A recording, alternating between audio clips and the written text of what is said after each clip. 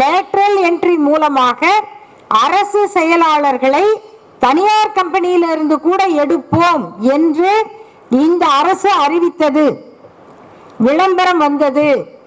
அதற்கு உடனடியாக எழுந்த எதிர்ப்புகள், இத்தகைய நியமனங்கள் அரசியல் சாசனத்திற்கு எதிரானவை, இதை நீதிமன்றங்கள் ஏற்றுக்கொள்ளாது என்ற எதிர்ப்பு வந்தவுடன் அந்த அறிவிப்பை மோடி அரசு திரும்ப பெற்றுக்கொண்டது.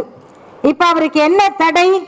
எல்லா ஊர்ல இருந்து போன ஓவர்சீஸ் சிட்டிசன் ஆஃப் இந்தியா ஸ்ரீரங்கத்துல இருந்து போனாரா, ஸ்ரீவில்லிபுத்தூர்ல இருந்து போனாரா, வாங்க வாங்க அப்படின்னு கூப்பிட்டு எல்லாரையும் கவர்மெண்ட் செக்ரட்டரியாக ஆக்கலாம்.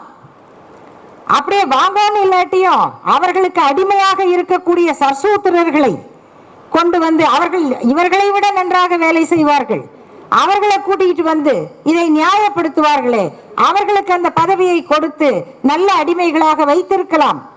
ஆனால் இது எதுவுமே நடக்காமல் போனதற்கு காரணம் இந்த அம்பேத்கர் அம்பேத்கர் அம்பேத்கர் அம்பேத்கர். அப்ப என்ன எரிச்சல் வரும் பாருங்க.